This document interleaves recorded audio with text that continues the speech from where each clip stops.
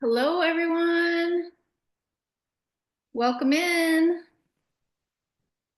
See, we're all Hello. filing in here. Nice to see you all.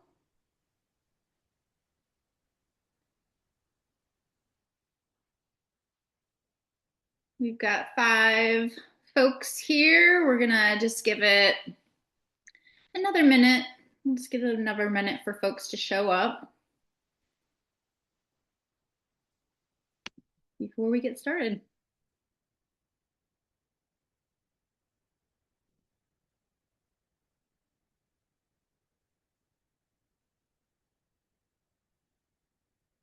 Welcome, Liz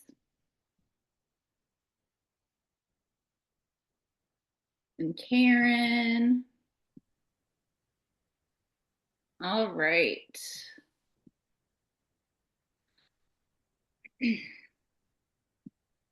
Think we should be good to go ahead and get started. Robin, looks like you're in a car. Drive safe. Appreciate your attendance. Appreciate it. All right. Well, we're going to go ahead and get started. So, welcome to our December PLC. We're here at the end of the year with a peer learning community that will spotlight what we've learned over about our ECE wraps through the data that you've shared up until this point. And this is a 60-minute PLC down from our usual 90 minutes. So we're going to go ahead and jump right in. So we're going to start with our agenda review or our overview. And you can see today I've left kind of the times up there so you can see where we're going to concentrate our the bulk of our time today. I'm going to do a data presentation for you. And then we also have time for a data reflection discussion. I might mention this later, but you might want to have a pen and paper with you because as we go through the data, you might have some questions and things that pop up that we will discuss once we get through all of it. So we're doing our welcome, our agenda review, and then we're going to look at our learning objectives. We'll quickly move into an engagement warm up that'll just get us thinking about data. I'll do our data presentation. We'll have time for our data reflection discussion. Quickly want to get you thinking about what our PLC topics might be for 2026. We'll have a call to action, then move into our next steps and conclusion, and you will be on your way, sailing into the holiday weeks as we get closer and closer. Do you have any questions about the agenda? Nope. All right, great. So we will move on. All right, so our learning objectives pretty straightforward today. We have 2, and we hope that by the end of this PLC that we will have discussed and done some interpreting of the data that's presented to you. And we hope that we are able to understand the number of early educators and employers needed to meet and or exceed the metrics. This says by February 2025. Clearly, I didn't update that because we've done some extensions. So that is just meant to say by the end of the reporting period. Sorry about that. Any questions about the learning objectives? Great. We will keep it moving. We're doing good here. So we're going to go into our engagement warm up with all these yummy treats sitting in front of us. So in preparation for our work today, we're going to utilize our engagement warm up to get us thinking and have a little fun because who doesn't love holiday sweets? This will just take a few moments and it'll set us up for our work with data today. So I want you to think of this slide as your virtual holiday sweet stash. So you only have one instruction, and that is sort your sweets. So I want you to take a moment or so to kind of look over your selection here and think about how you would group these suites. You may want to jot that down, or you can just think about it in your head, but I'm going to ask for a couple of folks to share out and let us know how you decided to sort. So just take a moment and think about that.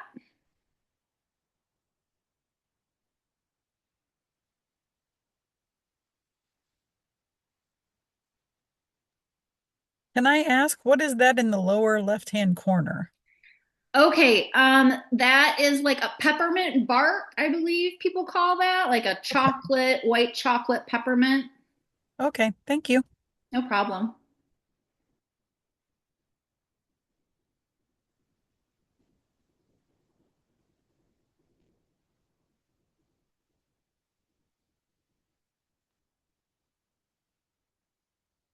All right. So, is there anybody who would like to share how they decided to sort their suites? I welcome you to come off mute. That would be lovely. Otherwise, you are more than welcome to share in the chat. I can share. Thank you, Beth. So, I would put the brownies and the peppermint bark and the cookies into individual containers that are sealed. I would put the M&Ms and Kisses into a bowl for people to grab as they want a treat.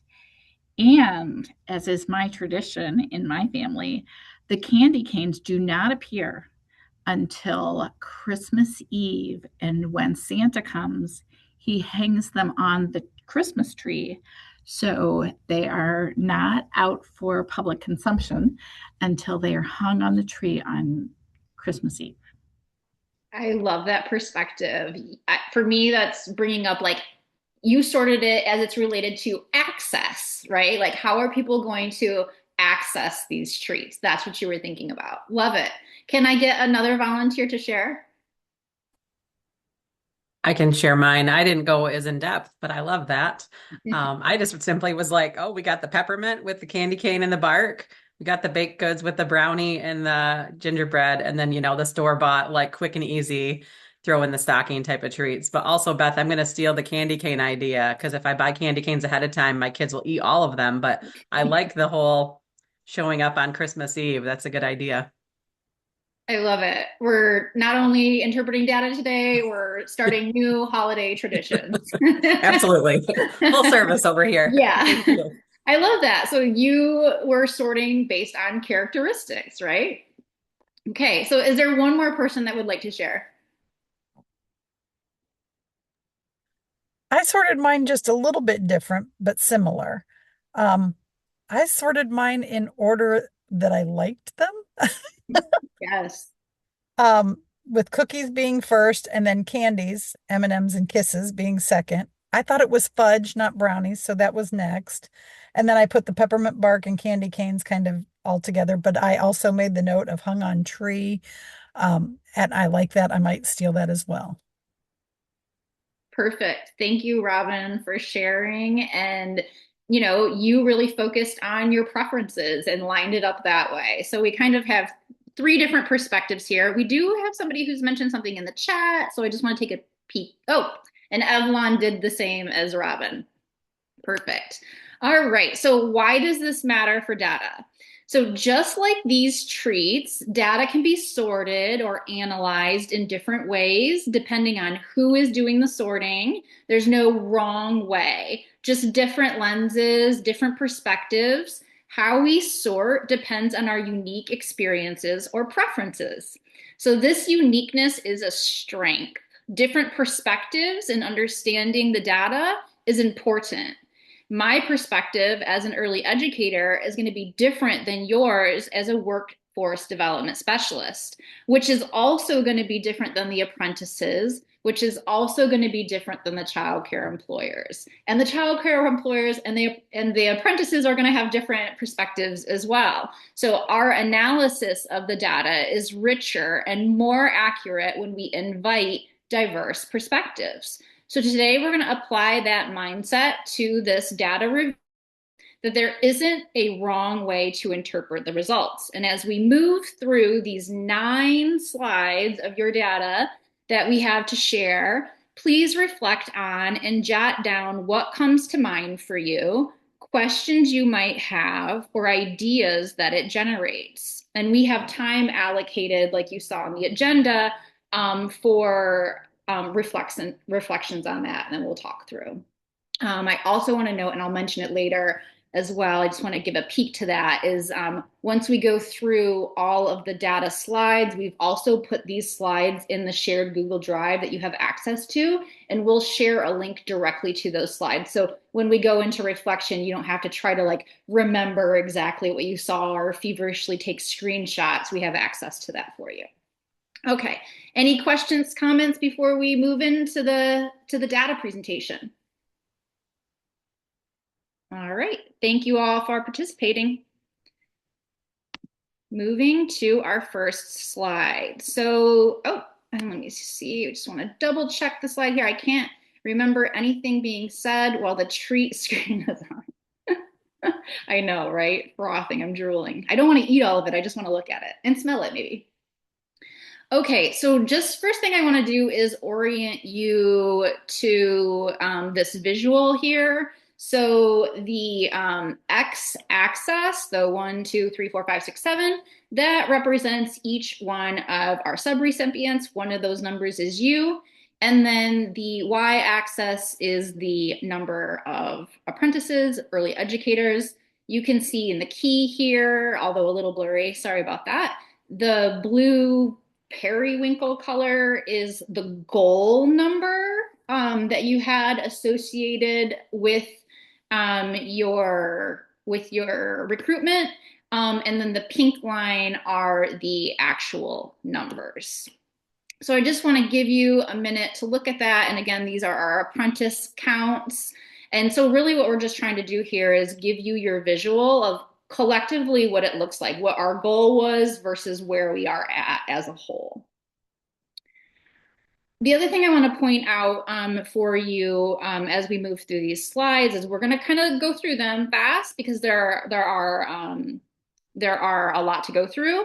But I do want you to be able to have time to look at the slides. So while you're doing that, I have done a little analysis from my own perspective, just like we did with the treats.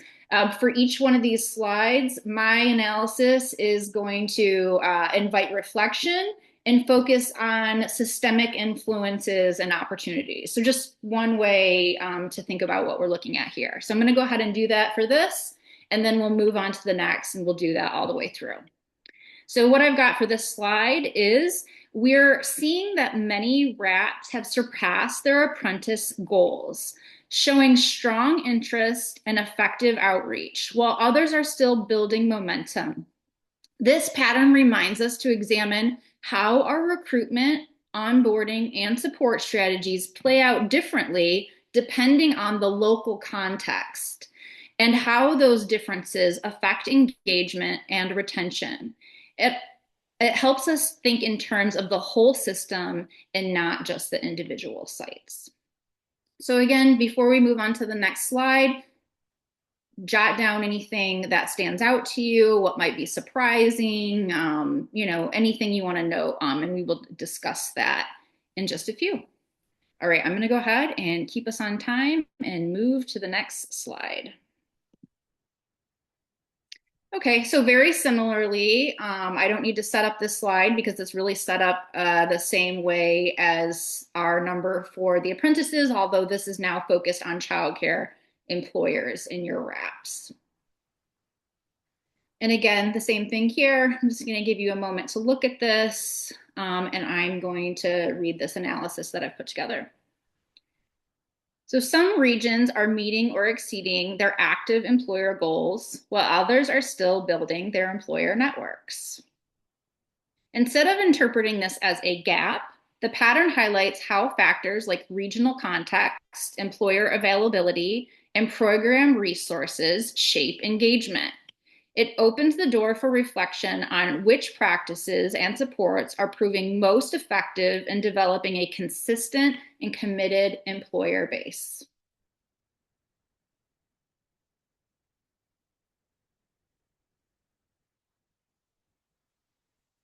And we're just going to keep it going, okay? We have a different slide to look at here, a little bit different. So I'm going to go ahead and set it up for you. So the top is, I wanted to give you a comparative here. So the top is from Q1 of this year, and then the bottom is from our most recent. And this is our average wage metric that we ask you about. And again, I'm just going to give you a little time to look at it, and I will read this reflection here. So apprentice wages vary across regions and over time. Shaping early educators, so this shapes early educators' financial stability, engagement, and ability to stay in the program. Although intermediaries most often do not have authority over wages, these patterns highlight opportunities to better understand equity, program consistency, and how wages reflect regional labor markets. So these insights that you can gain from information like this could support strategic conversations that you might be having with employers, policymakers, and partners. So this is just information you can leverage to have strategic conversations. Let's check the time here. We are doing so good on time. I'm going to go ahead and move to the next slide. I'll set this one up a little bit for you. So these are our metrics related to dropout data. And so the y-axis is the number of dropouts being reported, and then the x-axis is our reporting periods, and this is color-coded to our subrecipients. I'll give you a little bit of time to look at that, and I'll just read my little analysis here. So in several regions, dropouts appear to cluster in specific quarters. While the causes may vary, from timing challenges to program transitions or external pressures, these clusters invite us to reflect on when apprentices may need additional support and how can we adapt strategies to improve persistence.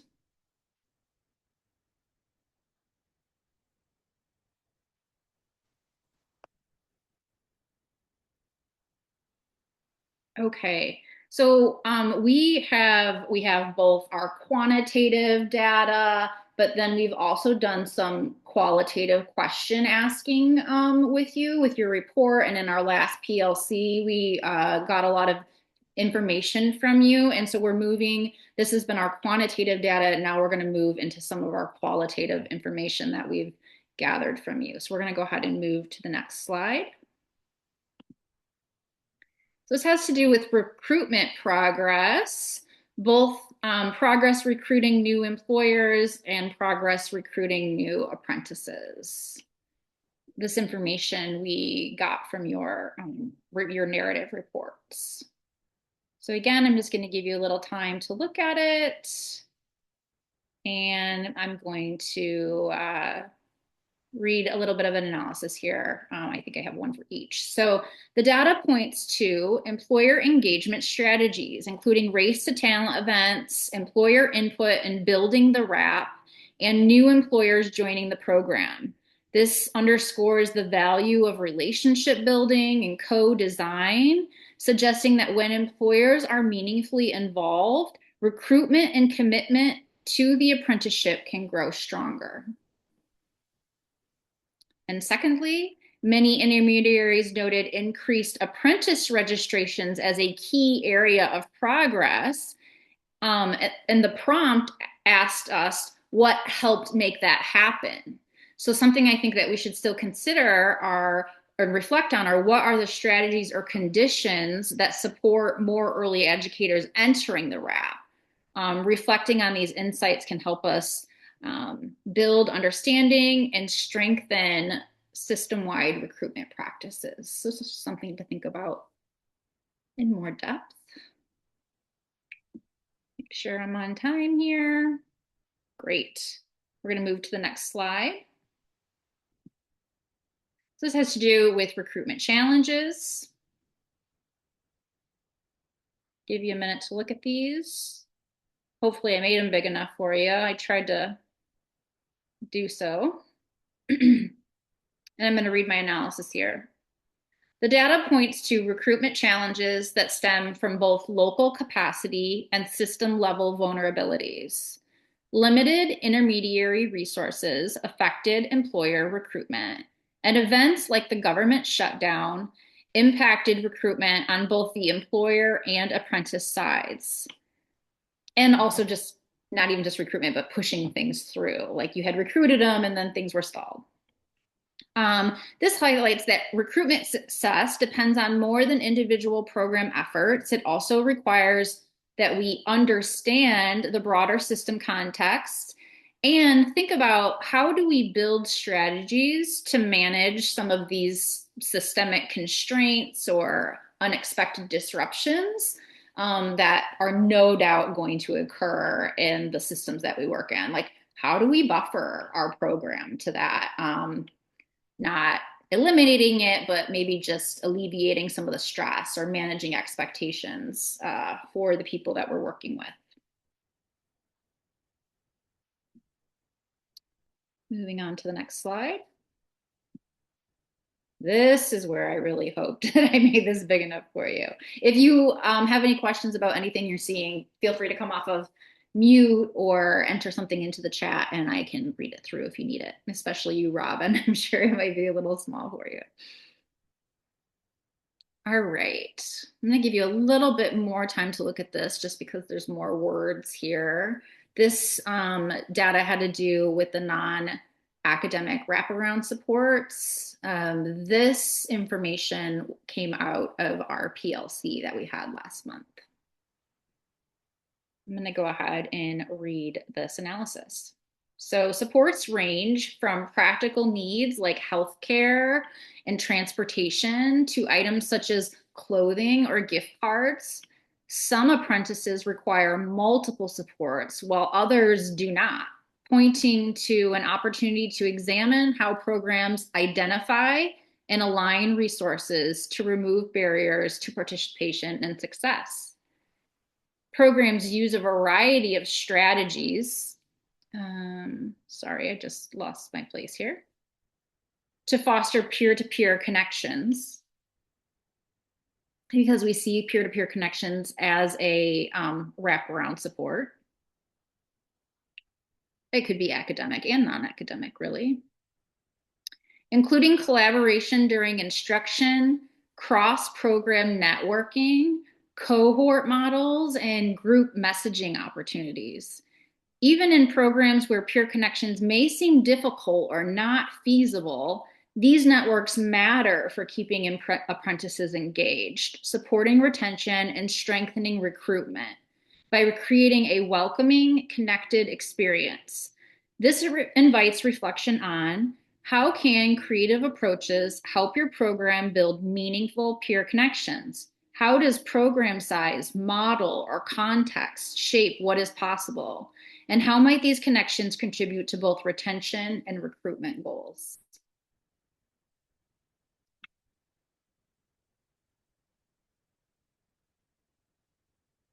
All right, we're going to go ahead and move to the next one. So here we're looking at our apprenticeship partnerships, both the progress being made and any challenges that we were experiencing. And on this slide, the analysis I've put together is sites report progress in partnership building, including individual in-person meetings and consistent check-ins, showing efforts to maintain strong personal connections. While some noted that there were no challenges, this could reflect smooth collaboration, or it could indicate that potential obstacles have not yet been fully surfaced. And so this invites reflection on emerging challenges or maybe more subtle barriers that might not arise as partnerships grow and scale. So maybe it's like an opportunity to dig a little bit deeper there, or just think about challenges in a different way. We're going to go ahead and take a peek at apprenticeship expansion here. And this is where this was also done through the PLC. And this is where we were trying to gauge, like, where are you guys at with expansion? What do you have going on? What are you interested in? Some of this came out of our progress meetings as well.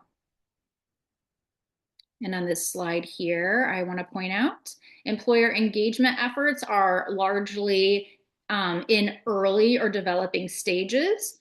Programs are experimenting with outreach strategies like events, surveys, and other emerging methods, indicating that maybe a fully consistent process may not yet be established.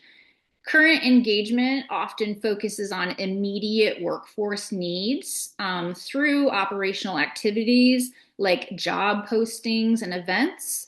These efforts provide a strong foundation that can be further developed to address long-term credentialing expectations and evolving employer needs. And I do know that one way that some folks are going about this, and I do believe this is something that most Michigan Works agencies do, are through employer networks. I know Focus Hope is using the talent pipeline management framework, which the meat and potatoes of that is an employer-led network. But I do know that employer networks are something that Michigan Works agencies do. The TPM network looks a little bit different than the employer networks, but definitely that would be one example of a way you could be engaging with employers about what their credentialing needs are, the directions that they want to go, in a way that is less immediate and reactive and more long-term planning. So just want to point that out. All right. And we're going to go ahead and move to our final data slide here before we get into some reflection. Yes, this one had to do with understanding and responding to their needs. This one has to do with which ways you're expanding. And again, this visual is a little blurry, so I apologize for that, but we can see here the pie is broken up into leadership pipeline development, pre-apprenticeship. I put MARC in there too, although I understand they can operate separately. Youth and young adult focused apprenticeships, or home-based childcare focused apprenticeships. And so you can see that pre-apprenticeship, or MARC, interest or activities, as well as leadership pipeline development, are the bulk of what was communicated through your data. With this home-based childcare idea, I know I've been asking about that a bit, but there was a lot of interest in what that could look like, given a lot of your geographic locations and the number of home-based childcares versus the number of centers. And then lastly was this youth and young adult focused work, which I found interesting, because some of the other feedback that we got was that some of our early care and education employers are a little hesitant to work in that space. So I think there's more to dive into there. Just want to point out the two things, that this is activities and interest combined. So this doesn't mean that there are people doing home-based childcare registered apprenticeships in Michigan right now. It just means there's interest together. Okay, so I have a minute or so ahead of schedule, which isn't a lot, but I do want to just give you an opportunity to come off of mute or put something in the chat if you have any questions that you want to throw out there that might be outside of our reflection and discussion. I want to give that to you. Also want you to, again, remind you that we will be putting, and actually, Sable, if you wanted to do it right now, you could. go ahead and put that link to the Google Slides in the chat so that you can pull up these specific slides during our reflection opportunity. So is there anybody that wants to come off of mute and say anything or ask any questions?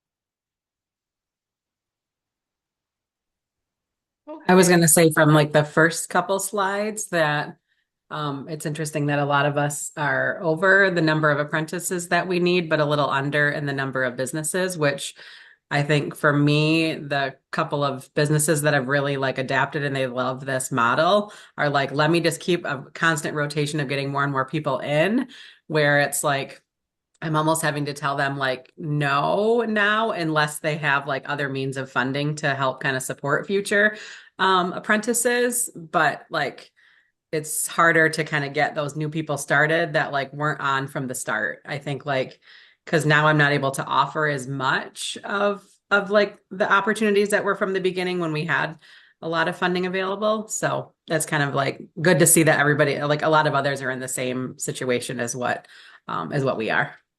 Yeah, it is nice to look at that collective data, right? To be like how, have validating experiences. And I always say that's my experience with uh, RAP implementation and early childhood employers too. Like for the folks who have figured it out, they're like, give me more. Like, can I just do my whole staff? How does this work?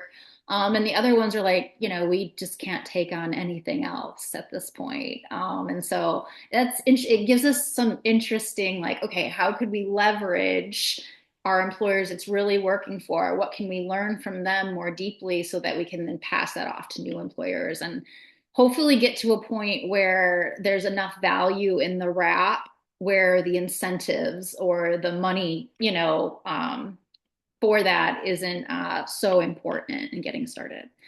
I want to note some of the chat we have going here. So just want to take a peek at those. Okay, Sable put that link in the slides for you to take a peek at. And Robin says we are now celebrating wrap completions. And are you asking if we'll be tracking that statistic? It's not a specific metric we're asking for in your quarterly reports, but like I said, we're going to be asking you, what do you want to talk about in 2026? What is helpful? And so if that is a data point you want to dive into more, you want to do more reflection on it, like make sure that you highlight that or even talk about what wrap completion looks like how are we celebrating this those kind of things. Well, and I ask that because I'm currently down to 13 apprentices with two more set to finish shortly. And obviously we've got the career ladder we're going with as well. We're building and it's ready. It's in the approval process. But yeah, we've had 8 completions. So yeah, we're excited Yeah, about them. that's great. That's a great end of the year. You're like, okay, I can relax for a couple of weeks before we dive right back into things with that information. All right. So we're gonna go ahead and move to the next part of our PLC. I'm gonna check our time here and we're doing pretty good. Okay, so I don't remember if we've done dot voting in this group before with the annotation tool, but I wanted to um, give you a break with the emojis in the chat because we went so heavy with it at our last PLC. And so we're gonna use a different tool. And then Robin, if you're in your car and that is hard for you or anybody else that's gonna have trouble with the annotation tool, we can also just use the chat feature as well to communicate. So let me go ahead and set this up for you. So now that you've had a look at your data, we now want to spend some time reflecting on it. So we're going to use the Zoom annotation tool to do this, which will give us a nice visual to react to. So before we get this started, let's go ahead and review how to use this annotation tool. So on my screen, the annotate tool is a circle on the bottom left-hand side of the screen. Whoops, hold on one second. I don't know what just happened. Sorry about that. All right, hold on.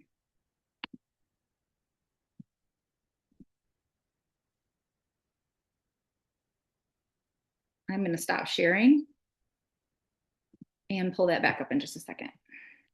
I pushed the wrong button and everything fell apart.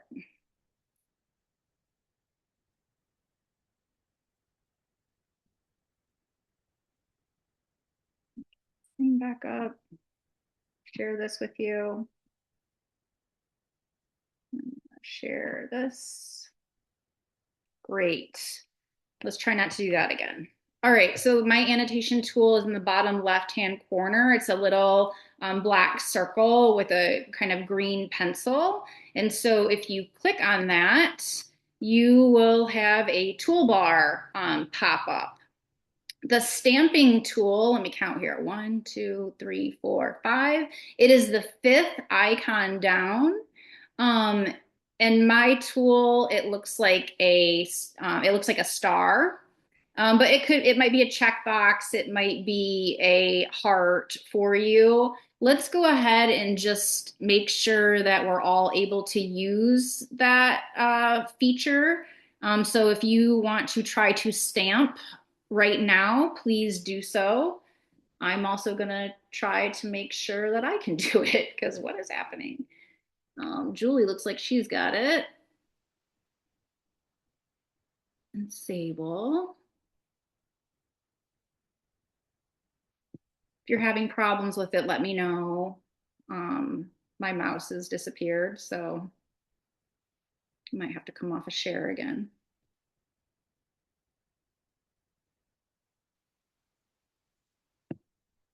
How are we doing? Okay. I'm going to stop sharing for a second because I need to bring my screen back up. I don't think that should affect what you all have going on.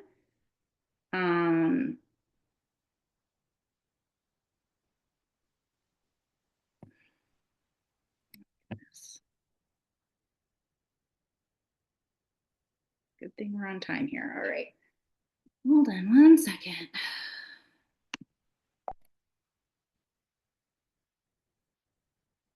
Sable, can you help me out? Is there any way as the co-host you're able to stop sharing the screen? Just a sec. I don't know if you can, because it's on mine, but I am having a problem. You need me to stop sharing? Yeah, can you? On So your side, or is that just me? I think just you. Okay. Let me try something. Sorry, you guys. Technical problems here.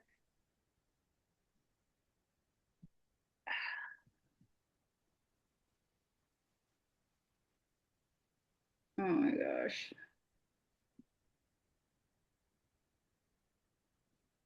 Okay. Whew. My mouse disappeared. All right, let's try this again.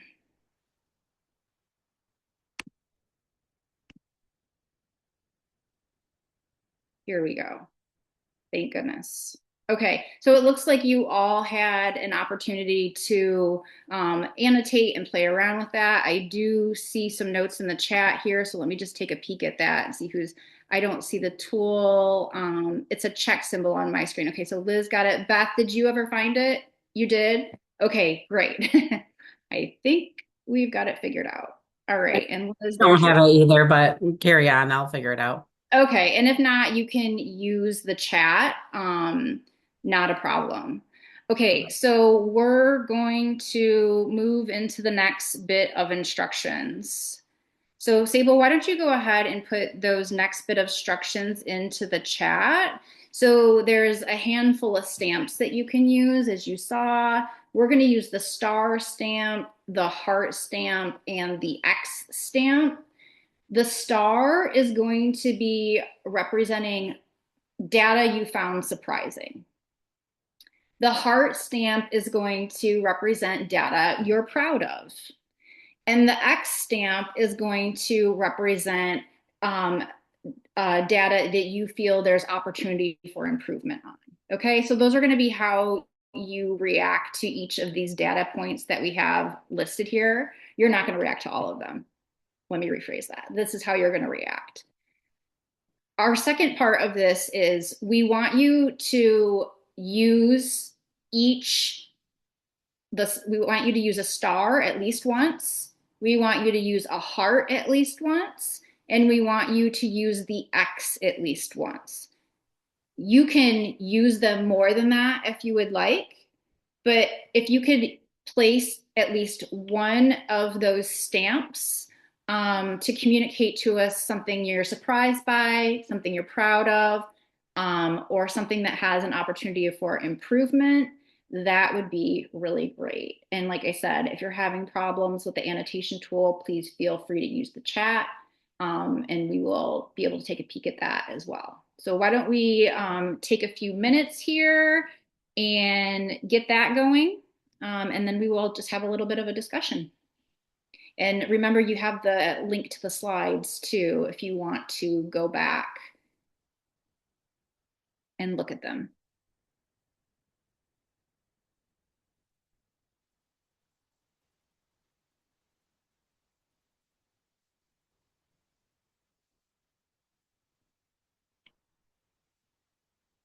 Bye, Robin. Thanks for coming.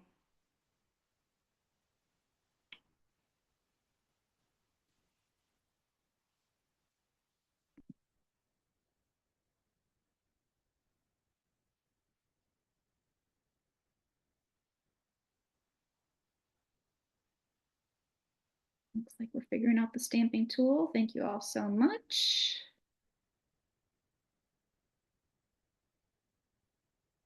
And we're gonna screenshot this slide when we're done. So this will be information that you have access to as part of our PLC follow-up.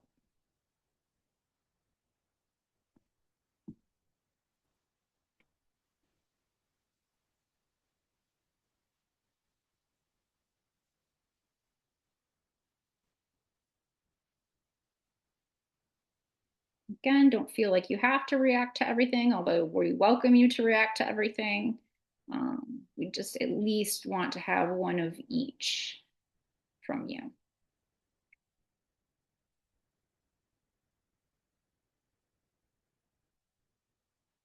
A lot of proud moments in this data, which I love for an end of year celebration, an end of year PLC.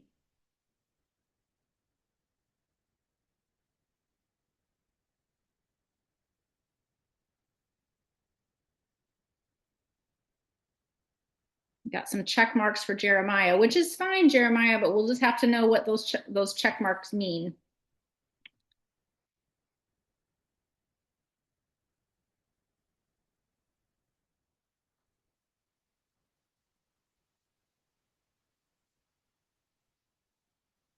And we'll give you another minute or so, and then we'll start talking about it.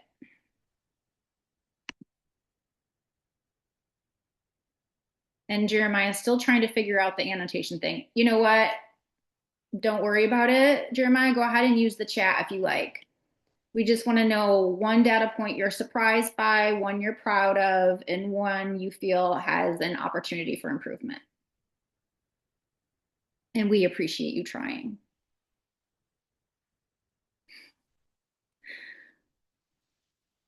I'm still trying to learn how to do all of this. Clearly, I lost my mouse for about a minute earlier. And I still see some people working on here, so we will let that happen.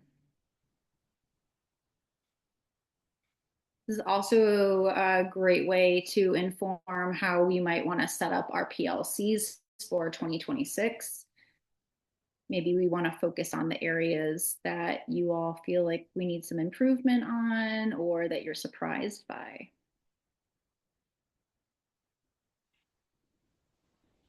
And then, of course, celebrate what we're proud of.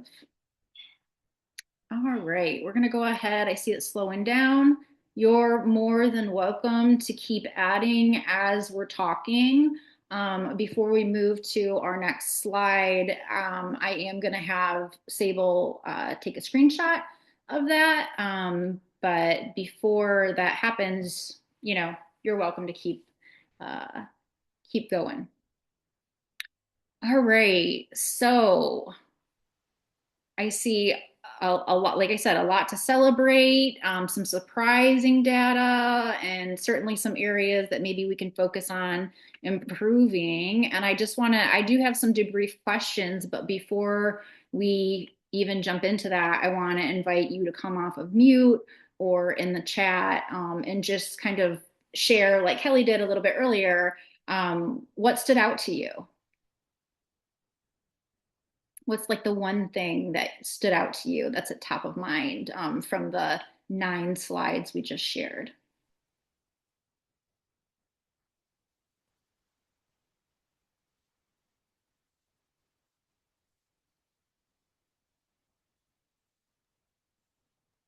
I think that the thing that stood out to me was the first, well, and I think the thing that was most interesting to me, and maybe other people would agree, is the first couple slides that was the data showing, how we're doing based on the metrics, and I was happily surprised to see that most people were exceeding their goals on those. So that's really cool.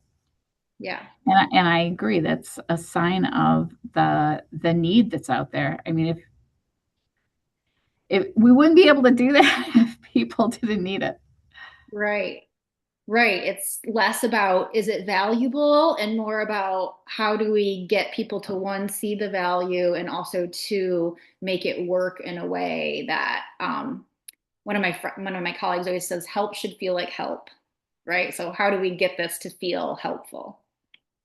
Anybody else want to come off of the mic and share or put something in the chat before we get into some debrief questions? So I will come off mic, Nicole. So I was, contrary to what Liz and Kelly shared, I'm like, wow, I wish that we had these abundance of apprentices that, that are very encouraged to participate. Our challenge, I believe, is a little different in that we have a lot of very small businesses, and usually it's an owner operator facility. So they only have, maybe a few folks, and they're wearing a whole bunch of different hats. And so I'm like, wow, I would love to be able to have that challenge to be able to say, hey, we just kind of at our maximum. So if somebody could give some feedback or share some things, I know you said that usually the employer sees that the program works well, and so their other team members are like, what do I need to do to be a part of it? Outside of that, what other things have been successful as far as recruiting apprentices and stuff, so I could share with my employers? Yeah, Evelyn, that local context, right? Like what's working in Grand Rapids or what's working, wherever else is going to be different for what works for Macomb St. Clair. Um, I think there's a lot more, Evelyn, that we could dive into and have more conversations. And I encourage you to like reach out to your peers and ask more questions about about specifics about what's happening. But something's coming up for me, when you talk about these center-based providers being owner operators and having a smaller capacity. You know who else experiences that? Home-based childcares. And I know it sounds like I'm pushing home-based childcare wraps a lot, and it's not that. It's just like I think that in this case, Evelyn, maybe you all could learn something from the ways that the people who are implementing home-based wraps have to tweak in order to make it work for them. They have to tweak like the wrap process to make it work for them. And maybe some of those tweaks would be helpful for you with your centers, given the size and the capacity. So that's something that I'm going to think a little bit more about, Evelyn, in the research that I'm doing. And I'll make sure that I maybe share some strategies and whatnot that might be helpful for you as well. But anybody else on here, we're in this together. So if you have any thoughts or, want to offer out a brainstorming session or whatnot with Macomb St. Clair, I'm sure they would welcome it. Let me just check the chat here. Yeah, no problem, Evelyn. Okay, so let's get into some just a couple debrief questions to wrap up our data conversation for now. So I have three here. The first one is, what resources are needed to focus on the identified areas of improvement? So maybe if you have something come to top of mind as you were marking that, maybe you could share now, or if not, maybe it's just something that you reflect on and think about as over the holiday break. Hopefully you're not thinking about work too much, but I always get my best ideas when I'm on the couch or making dinner or something. So does anybody want to come off of mute or pop something into the chat on that question? What resources are needed to improve the areas we identified as an opportunity for improvement?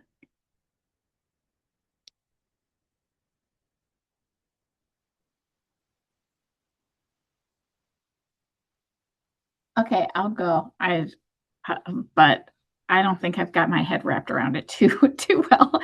But the area that I identified as an opportunity for improvement for us is working with partners.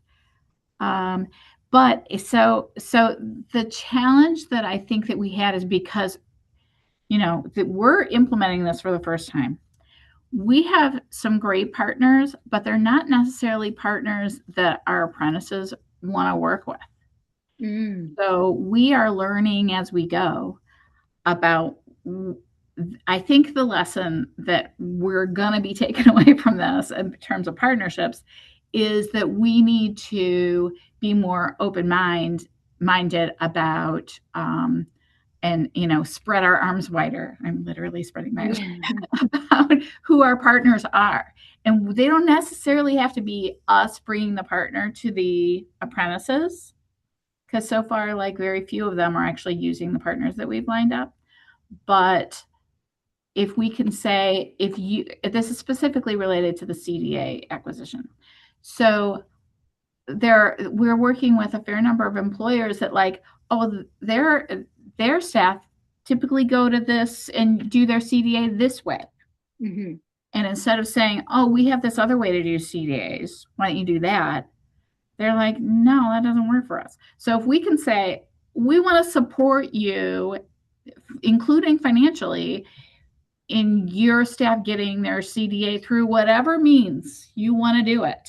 If we can, like, convey that as the way to support them in their apprenticeship, I think that is a lesson that we have learned about how we would implement this going forward, is just to, like, say, you tell us if you've got a way, you tell us how you want to do it, and we'll support you that way. If you don't have a way to support apprentices through their CDA, then we have these options available to you. So, yeah, absolutely. That employer-led approach, I know something that is deeply ingrained into the Michigan Works agencies. I'm not of a Michigan Works agency, more nonprofit, but I can tell you our work with the Talent Pipeline Management Framework really highlighting the importance of that employer-led approach. I hear that coming through, Beth, and also this idea, like, what we think might work, and let's take it out of RTI. It could be for anything, right? What we think might work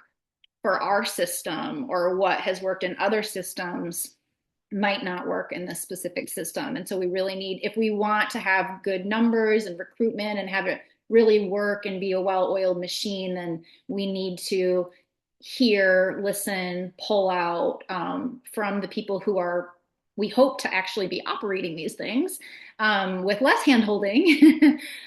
We need to do it in a way that works for them. And so that's the challenge. So I appreciate you saying that. Is there anything anybody else wants to share? Otherwise, I have two other questions.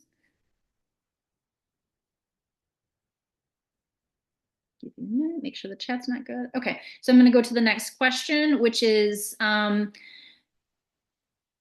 we'll do two questions. This other question I don't really love that much. So this last question is, how could or would you use this information to inform your work?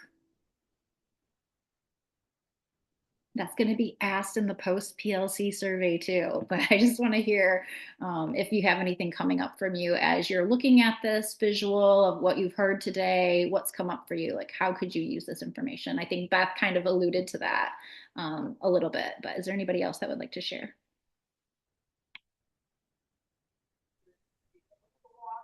I found the wage information very beneficial. Yeah, just seeing it collectively, or seeing kind of the difference between the quarters. Well, yes, as well as the increase. So where you may have initially started and, you're able to kind of determine,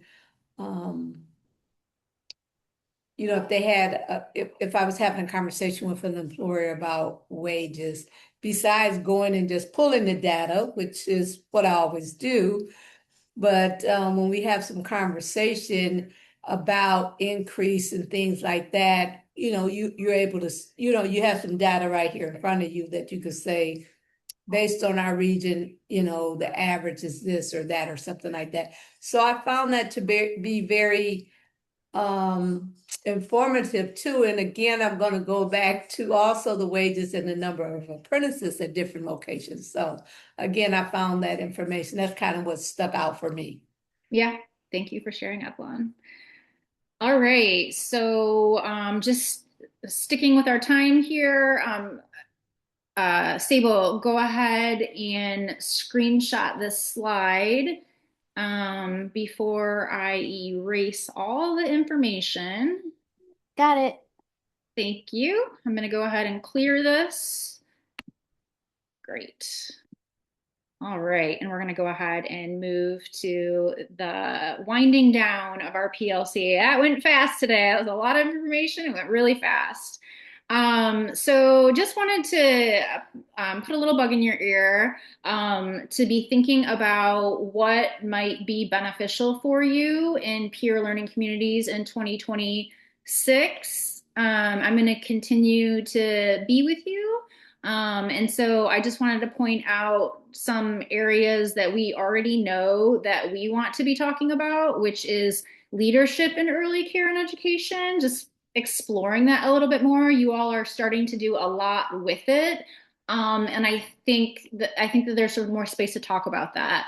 Another one has to do with ongoing feedback loops. So it's like, how are we hearing from employers? How are we hearing for apprentices? And how are we setting up systems that help us over the long haul, and how are we using that information, which leads us then into more data review, because I think it is nice for us to continue to come back to the information you've provided and look at it as a group, and decide how we want to use it as a group.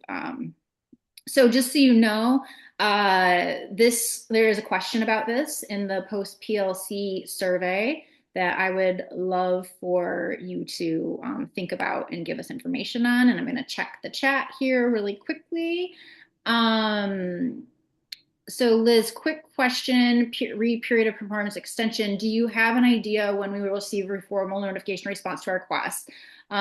Also, will the new end date be the 31st or the 19th? These are all great questions. I don't have that information for you. Oh, somebody came off of mute. Oh, it might have been Sable. Let me mute Sable. Sable's at home with her kids today too. That's why she's on. So we're just all making it work. So anyways, just want to highlight that to you. It'd be really great to hear from you. We want these PLCs to work for you. We want them to be valuable. Okay, so then we're just going to move on over to our call to action. And we just want to know, this is another question in the PLC, the post PLC survey, is how are you going to use the data from today to inform your 2026 PLC program? So lots of reflection for you to do here. Yep, and then there's the survey. And then Liz, I don't know if I think I got distracted by by the noise. But I don't have the information for you today, but I do know that our compliance team and the people that make decisions and organize behind the scenes are working really hard on that. And so we are going to get that information out to you. I mean, the date was December 5th to make your requests, and I know they're working on it behind the scenes. And we will let you know as soon as we can. I wish I had better information for you on that. That's okay. Thank you. You're welcome. All right, and then we're just going to move to our last slide. So next steps, I would really greatly appreciate any information you could give us in the post PLC survey, as always, and that link is in the chat for you. We do have December office hours happening on the 23rd. I will be your host for that. I think just think of it maybe as an opportunity to connect before the end of the year. Between now and then, is there any last minute, like, oh my gosh, or, maybe that's when I'll have information that I can share with you about your questions, Liz, these kind of things. So I just want to let you know that even though that is close to the holiday, we still want to give you that time, and I'm available to do it. So 1 to 2 on the 23rd, we're going to do the office hours. Our January PLC will be on the 15th from 1 to 2:30. We'll back to our 90-minute session. And then you all have some reporting and SOEs due at the end of January as well. So I wanted to just remind you about that, even though it seems like we just did it. And then an announcement. We did give you the link to the Google Drive specific to the folder where the data is, but I also just want to remind you about the general Google Drive and how that has all the slides, recordings for the PLCs, resources, all of that in it. So it's always good to be able to get back into that just to review and think about things as they come up. So that is it. We are overtime by 2 minutes. I'm so sorry. But we're done for today. So thank you all for your time. I can't wait to hear more reflections that come out of you taking a peek at the data. And I hope you all have a wonderful holiday. I hope you get time off. And I'll see you on the 23rd. If I don't see you then, I'll see you next year. Have a great day, guys.